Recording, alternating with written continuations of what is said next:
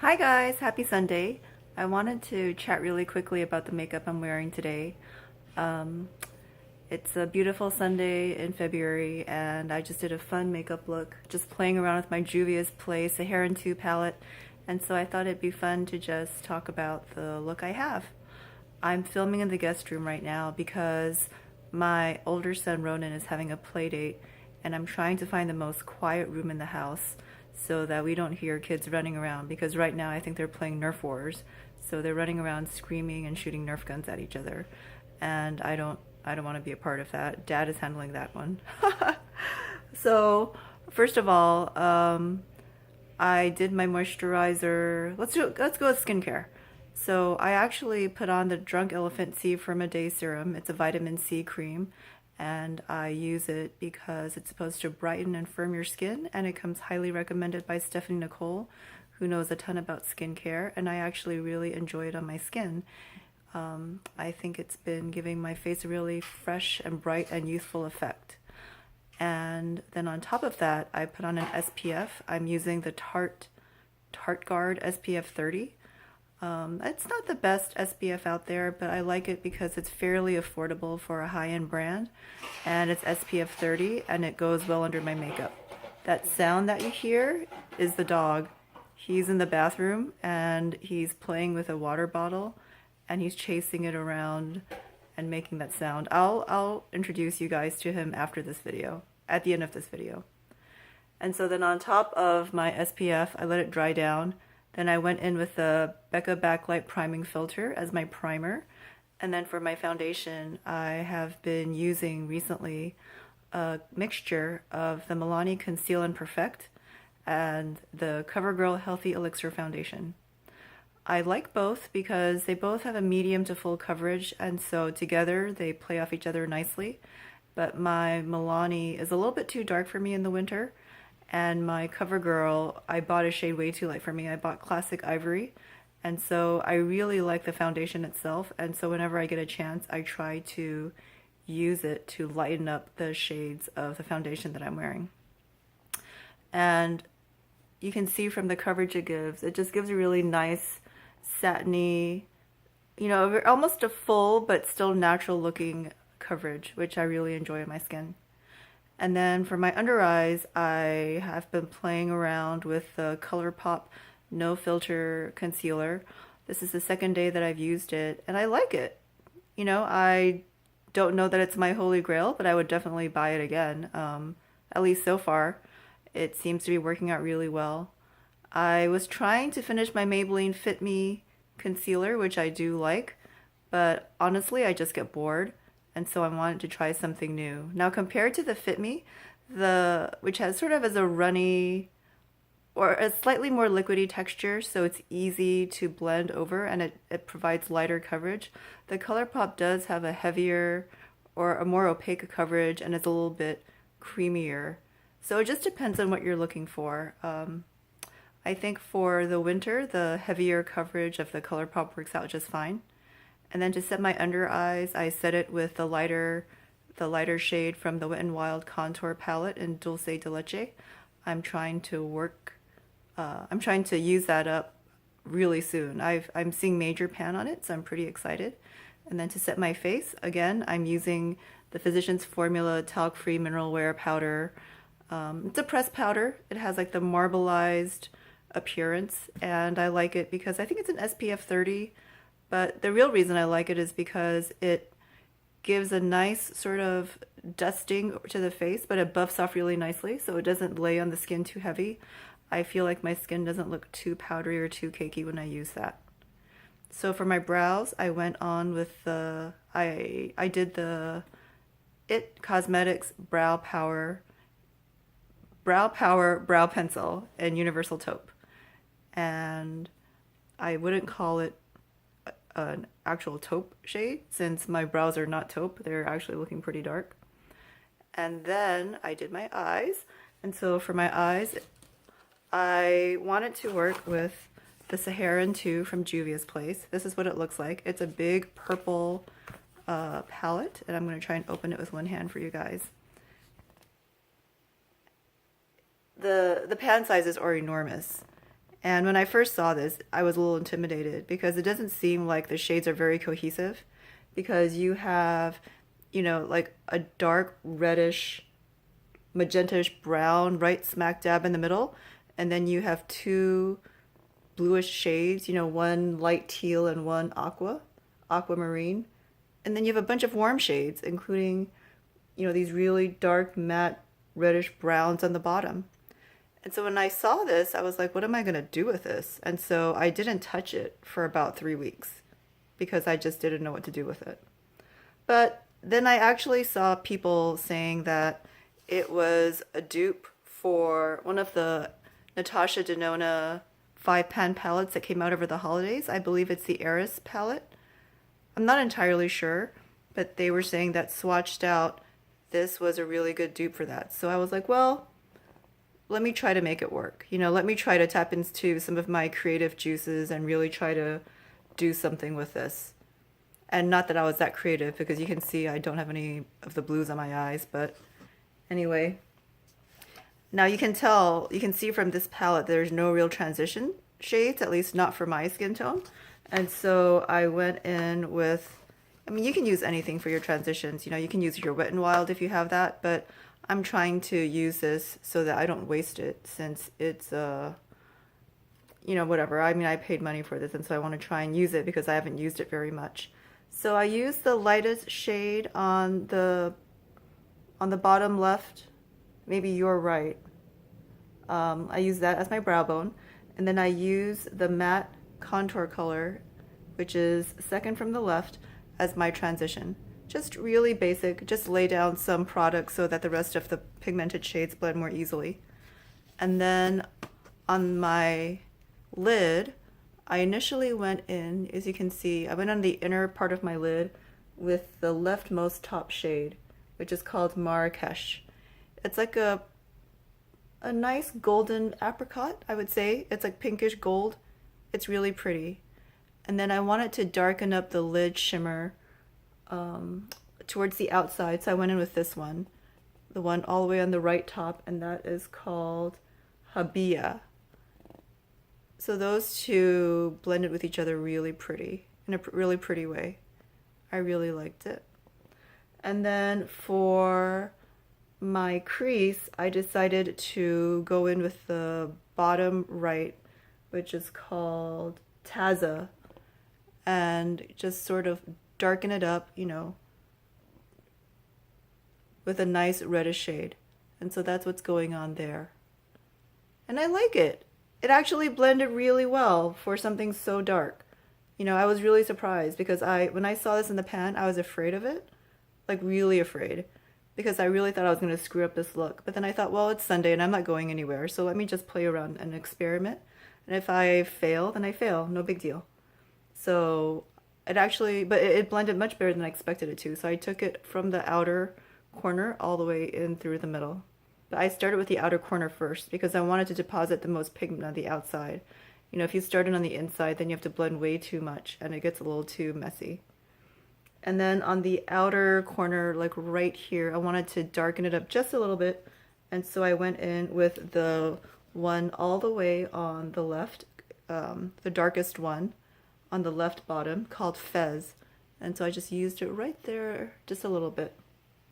And then I wasn't really that happy with it because it wasn't quite dark enough for me. I wanted more of a contrast with the Taza shade. And so I decided to pull in another dark brown from another palette. And so I just reached for this palette because it happened to be the one closest to me. It's the Huda Beauty Warm Brown Obsessions palette. And let me open this for you. It's a magnetic closure, but surprisingly hard to open with one hand anyway. So this is what it looks like. It's really pretty, a lot of red shades, but you really have to be in the reddish clay mood to use this. And I went in with the darkest brown all the way on the left in the middle. And so I used that to darken up the outer V even more. And that's it. That's it for my upper eyes. And then for my eyeliner, I did the Urban Decay 24/7 eyeliner in Perversion. And then for my under eyes, I used the same shades for my crease that I use in the Juvia's Place palette. I did Taza and I did Fez again. I did Taza a little bit lower, and then I did Fez closer to the tight line. And then for my eyeliner on my bottom eyes, I went with some Marc Jacobs Highliner sample that I got. I don't love it because it seems to be drying out, so I'm just trying to use it when I can. So I just use it just a little bit on my bottom eyes. And then I contoured my face. I used the Galactic bronzer in Cabo. It's actually a very matte, cool toned bronzer. So I think it works well for my contour. So I contoured right here to give the appearance of cheekbones. And I contoured here to minimize my jawbone. Because I've mentioned before in my videos, but I think I have a very square jawline. So I always want to minimize just this back part right here. Just to make my face seem more oval. And then I don't really bother contouring up there. I just use bronzer on that area. And then for my nose, I contour my nose just a little bit. And I used the palette from Talc called Dazzled by the Light because it's a cool toned contour. And it doesn't really look good on my face, on my cheeks anyway. But on my nose, it works well because I don't want anything too pigmented, because blending out my nose can just be really difficult, and I'd rather just work with something that doesn't really have much pigment rather than something that's too pigmented and I would just have to blend forever. And then for my cheeks, I decided to use something I haven't used in a really long time, and I went with my, I'm gonna try and get it open, but it's my e.l.f. Duo in Fiji, and it's the matte version of that. I have the name actually stickered to the outside so that I can tell what it is without flipping it over and having to read that tiny print, because I don't have the best vision. I've had glasses since I was 3 years old, and so my vision is just not great, and I don't want to have to squint when I'm trying to figure out what blush it is, or have to open the product every single time. So this is what this looks like, and it is, I used it for both my blush and my bronzer. I went in pretty heavily with my Real Techniques blush brush, and then I tapped off the excess, and that's what I have on my cheeks. And I really like it. I like it much more than I thought I would. You know, because this is like a $5 or $6 product, and it actually came out really nice. I was really impressed by it. And then the bronzer, I also went in really hard with my e.l.f. Flawless Face Brush, and I tapped off the excess, and I buffed it all around. I do my hairline all around up here. I take the first pass there, and then I use the leftover product, and I continue down here just to give a more uniform and cohesive appearance so that the same color follows all the way down. And then I dab it lightly, and then I sort of finish out this area just so that there's a continuity of color all around the face. So that's what I use for my bronzer. And I really like that too, and I was shocked because I don't know, I just have always not had a very high opinion of this product, but I'm gonna have to use it more now that I'm feeling a more matte bronzer in the winter. I guess in the summer I prefer a more shimmery bronzer, but right now I feel like that's too fake in the winter, and so I've been going for matte colors a little bit more. So I'm gonna have to use this guy again. And then for my highlighter, because my look is so warm, I decided to go in with a gold-based highlighter. But I've been using my Maybelline Master Chrome highlighter in Molten Gold a lot recently, and so I'm a little bit bored with it, and so I decided to go with Ofra. And this is Ofra in Rodeo Drive. And I picked this up last year when Ulta was having its 21 Days of Beauty. I think one of the days the Ofra highlighters went on 50% off. So I picked up Rodeo Drive, Blissful, and Beverly Hills, I think is the third one. I forget. But this is what Rodeo Drive looks like. There's definitely a golden sheen to it, but it's not super gold. It's not like molten gold or gilded honey. It's a little bit less gold than that, a little bit less yellow. And it's a pretty dramatic highlighter. And then I used it for my nose, and I used it for my Cupid's bow, and I used it a little bit on the inside of my eyes. And I love it. Highly recommend that. And then for my lips, I decided to go with ColourPop, and this is called Hotline. So it's kind of like a peachy, nudish, excuse me, that was a little ghetto. And this is what this guy looks like. See, he's pretty. And then to match that for my lip liner, I just did the Milani Color Statement Lip Liner. It's a regular pencil, it's not a retractable, and it's in the shade 04 All Natural. So I thought that went with that pretty well. And then to set my face, I used the Glam Glow setting spray. I think it's just the Glow setting spray. I got it off Costco.com, and I think it normally was selling for $35 and was on sale at Costco for $25, so I picked it up and thought I'd try it out. And I like it. You know, it's not like the Urban Decay. It's not meant for a long term, like, it's not going to freeze your makeup onto your face for like 12 hours. I think it's more just to set it and give it a nice soft feeling, give it sort of, just breathe life back into your skin if you put on too much powder and if you think that your products aren't blending together really well. But it smells really nice, and if you're not into smells, then you're probably not going to like it because it has like a sweet, sort of coconutty scent to it. And I like it because it feels really soft. It makes my skin feel velvety, which sounds really weird, but it actually does. So from the products I used today, I would recommend the Saharan 2 by Juvia's Place. It's fun. It's not my favorite because I don't think the shades, it's not my favorite of the Juvia's Place palettes because I don't think the shades are that versatile, but I do like it. I mean, the quality is the same as the rest of the Juvia's Place palettes. It's great, fantastic. And I recommend Fiji as well, especially if you're in the drugstore and just, you know, wanting to buy something on impulse, or if you're on a budget, this is a really good buy. The blush is beautiful and the bronzer applies really well. And it really is a nice complement to any warm toned look. And certainly it'd be great for traveling because then you'd have a blush and bronzer in this little nice sleek packaging. And I would definitely recommend Ofra Rodeo Drive as well. The only thing I don't like about this product is the packaging. It's like plastic and really cheap. And meh, you know, for like $30, which is the original price, you'd think they could come up with something just sexier. But for the product itself, it's nice. And it's a nice large pan, so that's good. And the ColourPop lippie sticks, I believe, were $6. I like these a lot. The first product I ever tried from ColourPop was the Ultra Matte liquid lipsticks, which I hated because those just dried my lips out so quickly, and they also went bad really quickly. I felt like the color changed in those within 6 months, which is so ridiculous. It's such a short lifespan for a product. It's just a waste. I mean, I'd rather spend the money on like a $20 Kat Von D liquid lipstick and have it last, you know, a year and a half.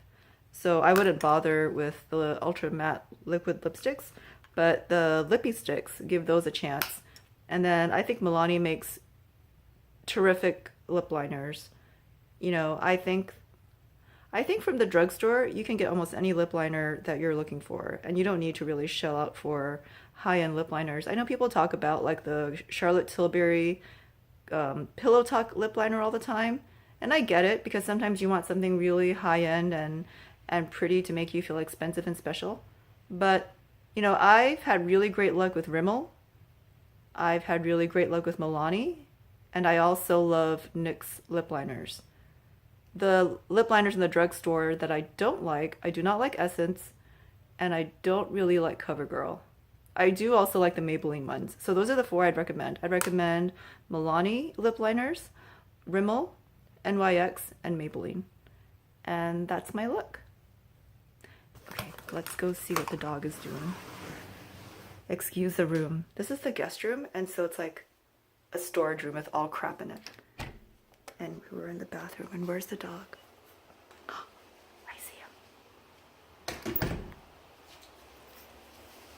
And here he is. Come. Look. There's Rufus. Hi. Hi. Were you chasing a bottle around? Were you chasing a bottle around? He's 4 months old now, and he smells like puppy. Come on, sit up with me. Sit up with me. Look at him. Oh, yeah. Oh, yeah. Oh, look at that face. Oh, he's the cutest. He's the cutest. Aww. And he likes to chew my hair. It's kind of cute, but also kind of annoying. Sometimes I like it, and then sometimes I want to strangle him. So I haven't really been giving him consistent feed. Ow, ow, look at this. Look what he's doing right now.